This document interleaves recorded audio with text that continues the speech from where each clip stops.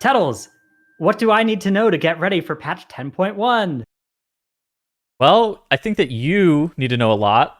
Most people, there's a varying level of things that they need to know, but I think that you need to know a lot. And today we're going to be talking about some of the most important things that you need to know going into 10.1, whether it be stuff that's like gameplay related, such as getting Onyx Annulet, or things or systems that are slightly changing. I don't think that anything has like major changes coming into 10.1. Maybe there's something, but like I don't think anything's just like massively getting disrupted.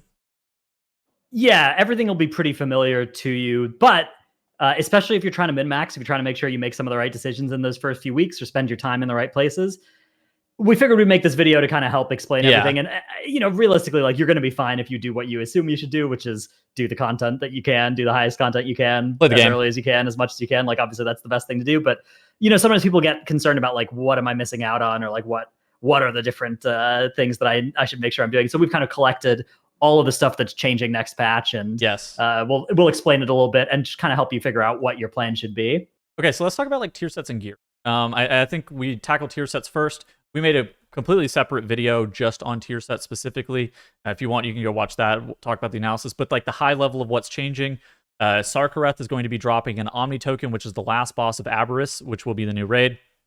The Catalyst is going to be on the same cadence unlock time-wise. Nothing's going to be changing in that front.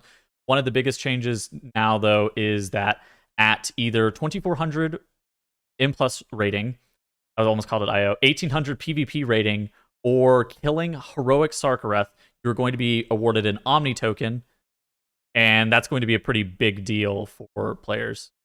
Yeah, now when we say Omni token, both the Omni token from this and the Omni token from Sarkareth, they basically are just like, anybody can turn this in for any piece of tier that they want. Correct. The ones from Sarkareth will be at any difficulty level based on the Sarkareth kill, right? Like you kill it on normal, you'll get a normal Omni token. Yep. The one that you get from this achievement, however, is a heroic Omni token. Now, what you should know about this basically is that, yeah, going for that extra Omni token from that hero achievement, getting that Mythic Plus score is probably going to be the easiest way for most players that could do multiple of these. You'll probably achieve the Mythic Plus version first. But yeah, obviously whatever form of content you're doing is good. And the other thing to know about this is that it's probably going to be best if you either earn this Omni token from the hero achievement, or if you somehow get one, if you win the role and you get this one from Sarkareth, is you should consider holding on to it and not creating your tier. Because the problem is, like, say you create a helmet, and then next week you see a tier helmet in your vault, right? Like, unless you've already got 4-piece, like unless it's the thing that's making you 4-piece, it's probably going to be, correct for a lot of players to hold on to that token and wait and see, and then use it to fill out their 4-piece once they actually get 3 other pieces. That being said, if 2-piece is like a big power spike for you, and this would make you your 2-piece, I could see a strong argument for some specs to make it earlier, but for a lot of people, I think, unfortunately, this encourages that play pattern of just sitting on it until you're ready to make 4-piece. There was also like trading stuff discussed in that post, but we'll link that post down in the description. All these posts are going to be linked down in the description if you want to take a look at very specifically what we're referencing. The next thing that we're going to be talking about is some of the gearing system changes. And so in 10.0, we had a lot of gearing systems that kind of worked together in tandem, but they didn't flow together super well. And if you think of things like Valor, how Valor worked, how the Catalyst worked in general, how crafted pieces also were upgraded with Sparks of Ingenuity, all of those, worked together, but they didn't work together well or with one uniform system. And that's kind of being changed in 10.1 with these things called Shadow Flame Crests. And I think that, Dratnos, you're probably one of the most well-informed individuals in regards to how this is going to change. What exactly do the people need to know specifically for how this is going to? So there's 4 different tiers of Shadow Flame Crests, and you can earn up to 10 of each tier per week. Okay. And you can use these to upgrade items. Every item that you get is going to be on an upgrade track unless it's already from Mythic Raid or from like your Great Vault at very high level content. Like down here. And they'll all be on these different upgrade tracks that let you bring items all the way up to potentially heroic mythic level, even if they came from, normal level content. So it's a really big power spike for players that basically, you know, that system of like M plus upgrading your gear all the way up is kind of coming to raid items as well, is the one way to think about it. But it's also going to apply to world drops, you know, to world quest gear. The world quest gear you're going to be able to upgrade with the lowest 1 or 2 tiers of look at of crests. Yeah, and you'll be able to bring them up to kind of normal raid level. But gear that drops from normal raid, you'll be able to take all the way up to high heroic item level. And gear that drops from heroic raid, you'll be able to take up to low mythic item level using these different Shadowflame crests. The crests are kind of one per difficulty. There's like an LFR crest that you'll also just get from world content. There's a normal crest that you'll also just get from world content, but less frequently. And then there are heroic and mythic crests, that only come from heroic raid plus 11 keys and mythic raid plus 16 keys, respectively, and also maybe some PvP sources. I don't know. I'm not a PvPer. And you can take, you will use those in combination with flight stones, which kind of just drop from everywhere. You can think of them as like primal chaos or like artifact power or whatever, just a currency that just drops from basically every content you might do. And you use those to upgrade your items. Some things to know about this system are it's very friendly to future items. Say you upgrade some shoulders and then you get some shoulders that are haste mastery and you're like, I actually want these instead. You won't actually need to use flight, or you won't need to use the crest. You'll only need to pay a flight stone discount instead to upgrade up that item. And similarly on your alts, if you have higher item level on your main, you're going to still need the crests, but you will pay a reduced flight stone cost for upgrades that are, you know, below that level of what you've got on your other character. So it's a very friendly system for upgrading off-spec pieces or new main spec upgrades that are better than your old stats, and also for your alts. And it's also extremely powerful for upgrading normal tier all the way up to high heroic eye level. Like that is a massive power spike that the system represents. Yeah, some of the most important pieces, I think, is exactly what you stated, where it's the tier and it's like the class specific trinkets that drop from the Aberrus raid. Those are probably the two high value pieces that you would be willing to like farm out even like a pretty significant lower item level and maybe upgrade up, just to make sure that you were completing your set. Overall, though, this system, it can get it can get very wordy. If you read this post, it gets very wordy. More often than not, it's just a situation where if you play the game a lot, or if you're doing the content, you're going to continue to get rewarded with flight stones and with the Shadowflame crests, and you're going to be able to upgrade the gear, you know. It basically is just the Valor system, but now it applies to everything and it's all kind of unified. Yes. It's slightly nerfed in that with Valor, you used to be able to take gear from +2s and upgrade it all the way up to, 415. Yeah. That's not supported by this because everything's on these upgrade tracks that have different ceilings. So if you're doing like level 2 keys, you can only take that gear now up to, I think, normal eye level from raid. But, if you're doing keys, if you're doing like medium or high keys, it's kind of just nice because now it's all a unified system. One other thing with this is this does interact with the crafting system as well. The mythic crests are used in an enchanting recipe to make basically the replacement for concentrated primal infusions. Correct. So if you want to create crafted gear, first of all, if you're ever going to get access to the mythic crests, you should be using those. Don't make like heroic crests enchanted. Don't do any of that stuff. Only use the mythic crests for this because otherwise, you're just going to be burning crests. They're better item level. Yes. Yeah, you'll get the higher item level, very high item level crafted as well. Crafted is slightly higher item level relative to the other content than it was last patch. And last patch, it was already very good. But yeah, you'll be able to enchant your mythic crests to turn them into effectively concentrated primal infusions. So that is another powerful use. That being said, let's maybe talk about the crafting system a little bit. You will still need the sparks next season. There's a new spark called the Spark of Shadowflame. We don't actually know what the cadence is of when we'll be getting these. I assume it'll be sort of similar to the last patch. Yeah. I mean, they didn't say anything specifically. I have a suspicion that it's going to be similar to last patch. But again, the most important thing to know about the crafting system is those optional reagents using either the enchanted Shadowflame crests or the mythic Shadowflame crests that you're able to get out of your just doing those content. Those are by far the most. In addition to that, with the crafting system, we have embellishment updates.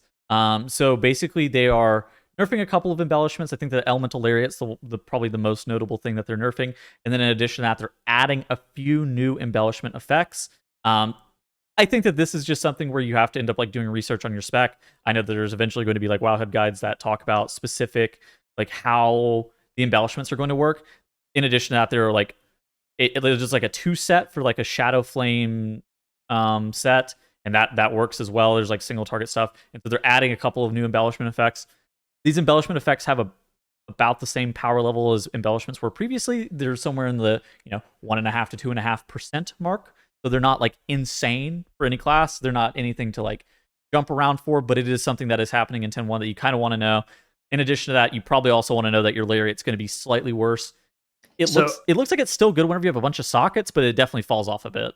Yeah, they're nerfing it so that it's basically like half power if you have no other sockets, and then it's back to full power once you have all your sockets, and it kind of is prorated along the way there, depending on how many sockets you have. So it's possibly not going to be one of your best embellishments early in the patch. And yeah, the big thing to take away from this is like just don't cannon off your Shadow Flame Sparks early, right? Don't use your Shadow Flame Sparks early. You can use those sparks to either craft the new embellished gear or upgrade your old gear, but that'll just basically save you gold. So I wouldn't be too attached to your season 1 crafting choices, because realistically, all it's going to cost you is a little bit more gold to craft a new piece versus upgrade an old one. It will cost you all the same like important time-gated materials like the Shadow Flame Sparks and the Enchanted Crests. Also, just as a heads up, if you have a 418 item level crafted piece right now on your character equipped, it will be upgraded to 421 come the new patch. Yeah, well, it's working like that on the PTR. On PTR, yeah. And there's a patch note about it'll either automatically update or maybe require a recraft or something. But yeah, it does seem like the crafted gear, the 3 item level bump that next season is getting is also kind of getting it retroactively applied to our old crafted gear. So we didn't talk about this beforehand. I have a question, and you might know the answer to it. Do we know what the deal with like socketing items is? So you're supposed to be able to keep the items in between seasons, but like, do they maintain sockets? If you upgrade a season 1 item that has a socket, it will lose the socket as it becomes a season 2 item, which is really good. There was a patch note about that. Okay. So there's no. Had that not been the case, there would be some cringe pre-socketing stuff going on right now. I was already doing that just on the off chance that it was not going to get fixed, but they almost always do fix those things. Okay. Another couple of things. We have a few more things to shotgun. I think that this is the last gearing specific thing, and it's the Onyx Amulet. This was patch 10.0.7. Depends on your class. Honestly, that's the TLDR about the Onyx Amulet. It really depends on your class. It also depends on pre-existing rings, like what you have. If you have like Brute Keeper Ring plus Aeronog Ring, and you're a class that does fire damage, or just a caster in general, more often than not, you don't want these Onyx Amulets. If you're a healer or a tank, or like a rogue or a Windwalker monk, the Onyx Amulet is going to represent something where it's like a 50 item level increase, assuming it doesn't get nerfed. Now, this is obviously a big if. They've stated a couple of times that they don't want it to be worn very late into progression of Aberrus. They don't want it to be worn as like a Gigabist for the remainder of the patch. I would still recommend getting it, especially for early prog and Aberrus, early keys as well for most classes. Now, if you're a healer or a tank or one of those other classes I talked about earlier, you might be wearing it a bit more long term. I would just make sure to have it. In addition to that, you have to do the quest line on the Forbidden Reach Island to be able to unlock the new zone come 10.1. Also something you want to do before next patch, but you're at no like urgency to do that, whereas the Onyx Amulet, it takes a little bit of grinding. It's not like the most insane grind. Yeah, if you're coming back and you're not coming back until May 2nd, it'll be fine. You can even get it during that first week, because there's not like much else to do during that first week besides the new exciting Farrak assaults and stuff, which are cool, but they won't. It's not like there's infinite M+ to grind that you're wasting time. But yeah, in general, just be aware of that Onyx Amulet and probably craft 1 or 2 of them with the good gem combinations, just so you're not going to have to worry about it next patch, right? It might get nerfed. Like it genuinely I think might get nerfed, yeah. But it's not super clear as to at what magnitude it's going to get nerfed. Is it going to be nerfed to where all specs don't wear it? Like that kind of thing. So just kind of be aware. It's just something that you need to know. Okay, so a couple of other things. What do we got with Crossfaction Guild? Something's changing with this, yes? Yeah, so now you will be able to join a Crossfaction Guild. That's not something you could do on 10.0 live. You'll be able to join a guild. The way it works is a guild still has a faction. Yes. This faction is basically the faction of the guild master. And if you join a Crossfaction Guild, there are still some restrictions. There are certain achievements that are like faction-based, like Alliance Slayer or whatever, that you're not going to be able to get if you're an Alliance player in a guild. Those sorts of things, are still sort of locked. But most other stuff, like access to the guild bank, access to guild chat, are going to be enabled. There's still some annoying friction with being cross-faction with somebody, right? Like you still can't trade them out in the outdoor world, but you can if you zone into a dungeon. Then you'll be able to open trade with them. or you pop down a guild bank and you put something in and then they take it out. So there's still a little bit of annoying stuff there, but for the most part, yeah, you can function and do almost everything with now only very minor annoyances with guilds of people of different factions. And for the tens of people who are watching our videos who this also applies to, the Hall of Fame is now just 200 slots. There's no like faction-based Hall of Fame anymore. They've eliminated that now. It's just 200 slots. Yeah, so 96 Alliance guilds will no longer be getting Hall of Fame, and an extra 96 Horde guilds will now be getting Hall of Fame. Okay, as for the content update pieces, I think that, so we have a new raid. It's called Aberrus. It's got some bosses in it. Bosses are relatively cool. I think that it's not something that you need to know going into 10.1. The only thing that I think is like necessary to know is in regards to M+, because these are like major updates for how M+ is currently functioning. And so first things first, the rotating dungeon pool. The 8 dungeons we have this season are gone. We have 8 brand new dungeons, and those are Halls of Infusion, Brackenhide Hollow, Uldaman, Legacy of Tyr, and Neltharis. Those are the 4 Dragonflight dungeons that you played during M0 week. And then we have, in addition, that Neltharian's Lair, Freehold, Underrot, and Vortex Pinnacle. And those have been tested a bit on the PTR. They're continuing to improve over and over again. So these are going to be new dungeons. I'm actually really excited to see how and feel out how the new style of gameplay feels. Yeah, there's also a bunch of other changes to M+. We've got affix changes. There's no seasonal affix. If you're used to seasonal affixes, those are on a temporary or maybe permanent hiatus this season. Yeah. Just the new dungeons. And the affixes have been moved around to level 7 and 14 from 4 and 7. So that's a change as well. And there's some new affixes and some retired affixes. Explosive, Grievous and Quaking are all gone. And we've got Entangling, Afflicted, and Incorporeal in their place. There's some other videos we've made and articles on Wowhead as well that you can look at for some more information on those affixes. And they are still undergoing changes on the PTR. But in general, I'm pretty optimistic with the direction that's being taken here. And but I expect there's still some iteration to come on a few of these affixes. Yeah. If you haven't done any research in regards to these affixes, just very quickly, Incorporeal, it summons a mob that you need to CC. Afflicted, it summons a mob that you either need to dispel or heal up to full. And Entangling, it summons a circle that's on the ground that you have to jump out. That's it. That's like those are like the really abridged versions of what you need to be doing with these affixes. But all in all, yeah, the Mythic Plus season, the landscape is going to look very different without seasonals. Very interesting to see how it looks with 8 new dungeons as well. And I think that those are the top things that you need to know come 10.1. Obviously, just getting out there, doing the content, playing the game, enjoying yourself is the most important thing. Is there anything else that you can think of that's like, oh, this is something that the players need to know? Yeah, if you are looking for Aberrus stuff, youtube.com/Dratnos. I have all of the raid testing videos, youtube.com/Dratnos. You could go, there's a playlist of all the raid testing. So if you want to see what all the bosses look like, you go check it out there. They are doing the simultaneous normal, heroic, mythic launch again. So that's an important thing to note that is about a good this one. patch. That's a good one. And there's not going to be capped M+ item level. So if you're familiar with the Dragonflight Season 1 launch, it's very similar to that. But if you're used to the old system of like Heroic Week, that still doesn't exist as well. So that is happening this time as well.